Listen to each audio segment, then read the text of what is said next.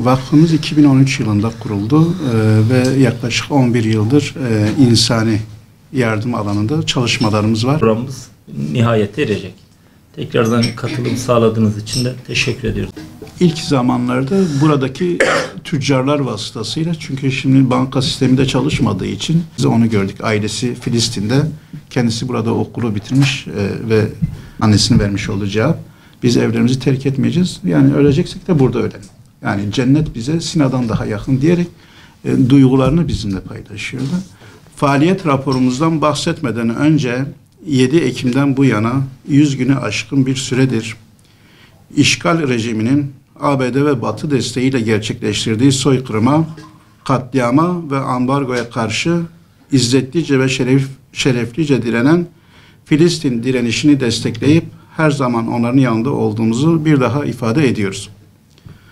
Şubat'ın ilk haftasına girerken soğuk kendini iyiden iyiye hissettirmiş ve yeryüzü beyaza bürünmüşken sarsılıp yıkıldık. Büyük bir felaketti yaşadığımız.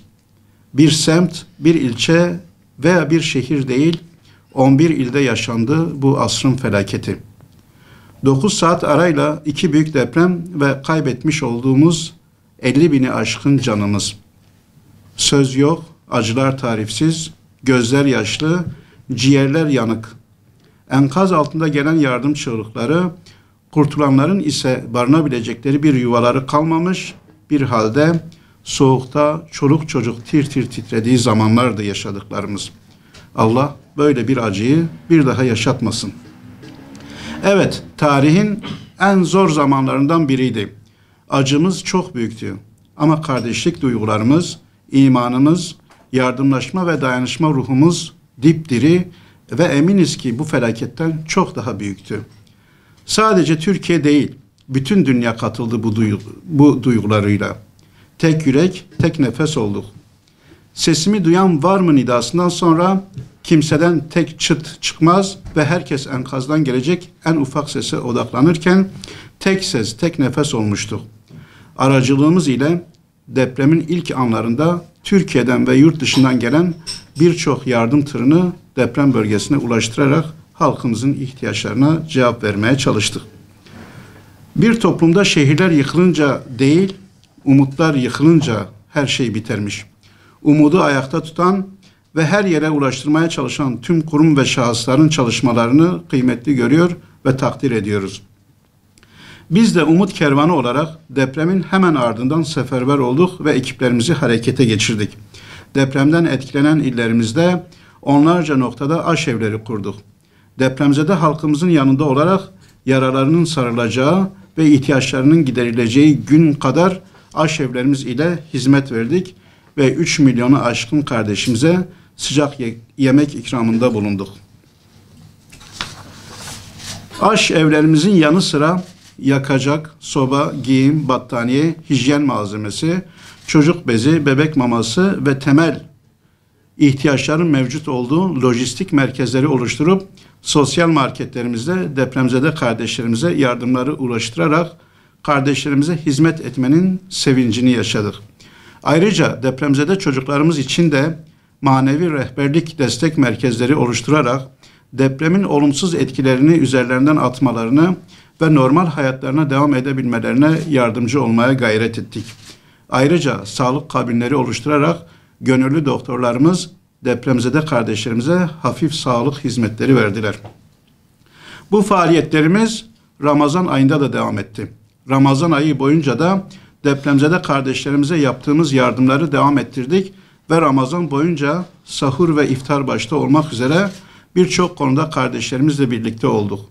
Bunun yanında Afrika, Asya, Filistin, Yemen ve birçok mazlum ülkede bu bereketli ayda kardeşlerimize umut elimizi uzatarak faaliyetlerimizi icra ettik.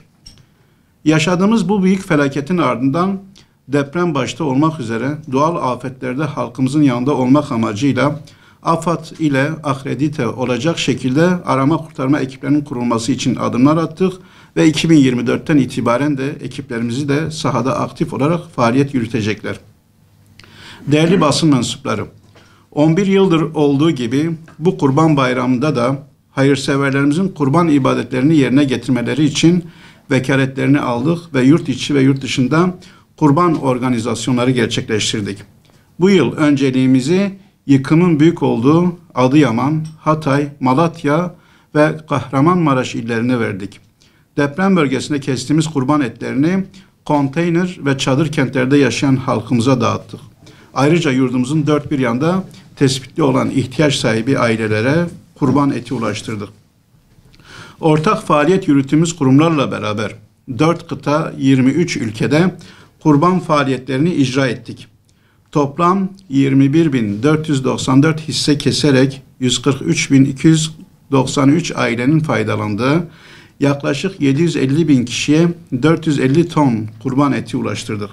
Ayrıca her hayırseverimizin kurban heyecanını hissetmesi ve bu duyguyu yaşayabilmesi adına kurban kesim videolarını da kendilerine ilettik.